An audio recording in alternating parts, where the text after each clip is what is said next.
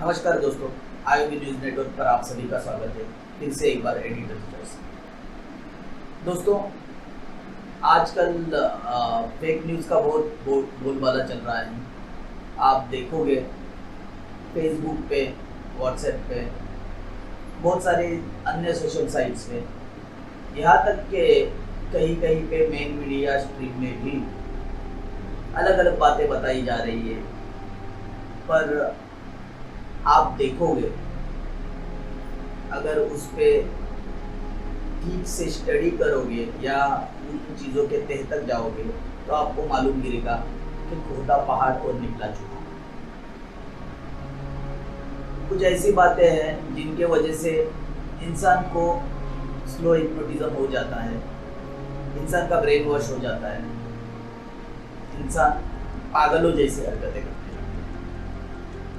किसी के जान के ऊपर बनाता है। उसके वजह से परिवार बिखेर सकता है। इन बातों को आपको समझना पड़ेगा। ऐसा इसलिए क्योंकि मैं देख रहा हूँ, जब से हमारे देश में ऑक्सीजन की कमी हुई, तब से एक आर्टिकल पीपल का पेड़ और दूसरे हमारे पवित्र वृक्ष जो है, पवित्र पेड़ इसलिए कह रहा हूँ क्योंकि ये बातें जहाँ से फैलाई जा रही है, इन बातों को कुछ शास्त्रीय आधार नहीं है। विज्ञान के सिद्धांतों पे ये बातें खरी उतरती हैं। जैसे पीपल का पेड़ रात को भी ऑक्सीजन देता है, सूरज ढलने के बाद पीपल का पेड़, तुलसी का पौधा ये ऑक्सीजन ही देता है। हाँ, उनमें एक सिमिलर प्रोसेस होता है कि जिसके वजह से रात को भी उनका कुछ लिमिट में दूसरे जीवों को, इंसानों को फायदा होता है। मैं वो फायदे और नुकसान नहीं बताना चाहूँगा। मैं बस जितना मैंने तह में जाके और विज्ञान के सिद्धांतों पे स्टडी करके, रिसर्च करके जो इसके बारे में जानकार है उनको पूछा, तो उन्होंने यही कहा कि पीपल का पेड़ रात को, शाम को ऑक्सीजन नहीं। ऐसा इसलिए कह रहा हूँ क्योंकि मैंने कुछ वीडियो देखे, फेसबुक पे बड़े बड़े एडवाइजेस देखे कि अगर कोविड हो गया हो, सांस की तकलीफ हो, शाम को पेशेंट को पेड़ के यहाँ पे बिठा दो। अरे, उससे पेशेंट की जान पे बनाए। जिस विकार को, जिस रोग को आप बड़े आसानी से ठीक कर सकते हो, उसमें कई कॉम्प्लिकेशंस आ जाए। तो भाई, अफवाहों पर ध्यान मत दो। कहीं पे देख रहे हैं जीत के बाद भी दंगे हो रहे हैं। मैं किसी को दोष नहीं देना चाहूँगा, या ये पार्टी करवा रही है, वो पार्टी करवा रही है, वो मुझको बोलने की ज़रूरत नहीं है। जनता जनार्दन बड़ी होशियार है। जनता को बहुत सारी बातें समझ में आती है और उनको पता है। तो इस बारे में मैं सिर्फ यही बोलना चाहूँगा कि आज तक का इतिहास है कि जो पार्टी उस राज्य में हो या उस जगह पे, जिस क्षेत्र में जीती हो, वहाँ पे वो कुछ दंगे नहीं करवाते। उसके बाद में झूठ पकड़े भी गए, बताने की आप लोगों को ज़रूरत नहीं है कि किसने करवाया, क्यों करवा रहे हैं। पर आप हिंदू राष्ट्रवाद या राष्ट्र के नाम पे एक चोला पहन के लोगों को ठगोगे, लोगों को पागल बनाओगे, तो ये बात बोलनी पड़ेगी। आप जाने लोगे, आप हिंसा कराओगे, लोगों का जान का, माल का नुकसान कराओगे, क्योंकि आपको अपना स्वार्थ सिद्ध कराना है। ये नहीं चलेगा। ये बातें आप लोगों को समझनी पड़ेगी। पिछले कई शतकों से हमारे भारत देश में हिंदू हो, मुसलमान हो, सिख हो, ईसाई हो, हर किसी का आज भारत की जो भी पहचान है, जो भी दर्जा है, उसमें कंट्रीब्यूशन है। हमारे फ्रीडम के बारे में भी बोलूँगा कि फ्रीडम फाइटर्स जो थे, जो स्वतंत्र सैनिक, स्वतंत्र वीर थे, वो हर तबके से आए थे, वो हर धर्म से थे। उन्होंने कभी भी अपने खुद के बारे में, खुद के परिवार के बारे में या खुद के कौम के बारे में नहीं सोचा। उन्होंने हमेशा से पूरे देश के बारे में सोचा। तो हम लोगों को जिन्हें ये स्वातंत्र का, फ्रीडम का फ्रूट, फल जो फ्री में चखने को मिला है, उसकी हम धज्जियां उड़ा रहे हैं, ऐसा नहीं लग रहा। किसी चीज को इस तरीके से हावी करके लेना, ये समझदारी की बात मुझको तो नहीं लगती। आप हिंदू धर्म के ज्ञानी बनो, आप मुस्लिम धर्म के ज्ञानी बनो, आप ईसाई धर्म के ज्ञानी बनो, किसी भी धर्म के ज्ञानी बनो, उसमें आप बड़े से बड़े पद को अर्जित करो,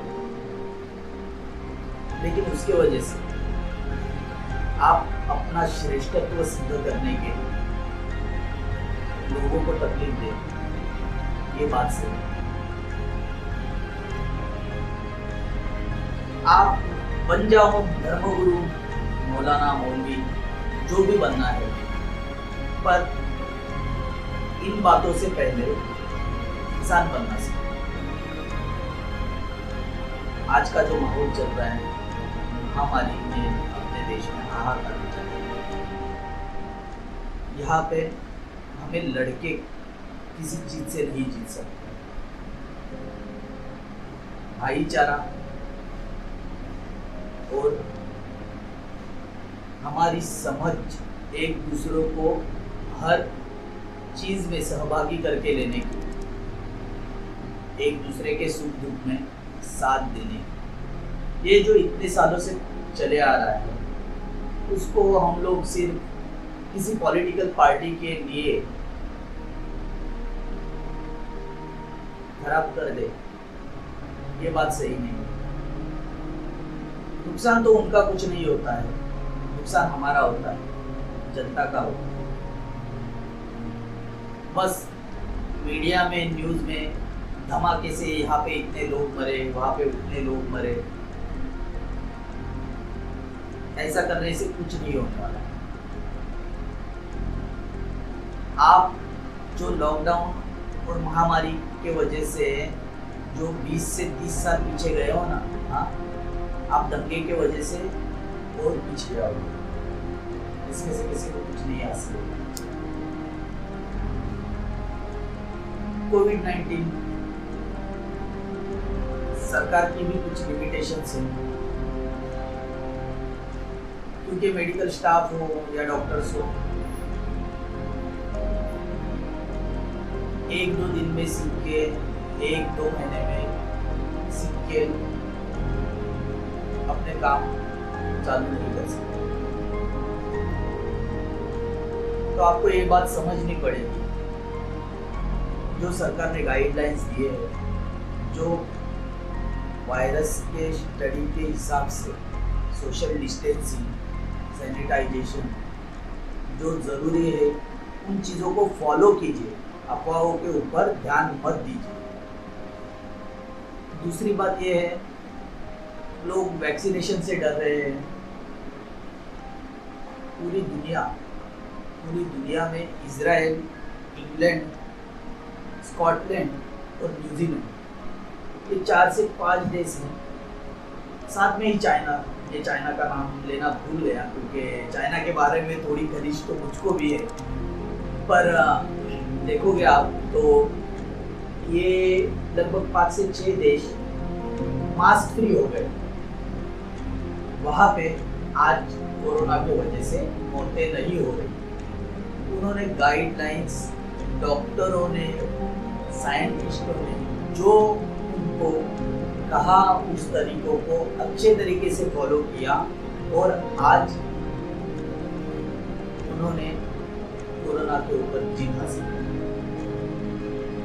मैं अपने यहाँ पे बहुत देख रहा हूँ, जब भी बाहर निकलना होता है किसी काम से या हमारे आसपास में जो घटित हो रहा है, बहुत सारे जन ये कहते हैं कि भाई हमारी इम्यूनिटी स्ट्रांग है या हमको अब हमारे देश में कभी सर्दी या खांसी से कोई मरा है। अरे भाई, आपके बोलने से या ये होने से नहीं होने वाला। हवा में ऑक्सीजन रहता है, इसके ऊपर आप जिस तरीके से भरोसा कर रहे हो प्राणवायु के ऊपर, इसी तरीके से ये भी चीज़ है। आप अफवाहों पे और पागलों जैसे हरकतें मत कीजिए, मास्क पहनिए, सोशल डिस्टेंसिंग का ध्यान रखिए और लोगों को अपने आसपास में जिनको अभी के वक्त में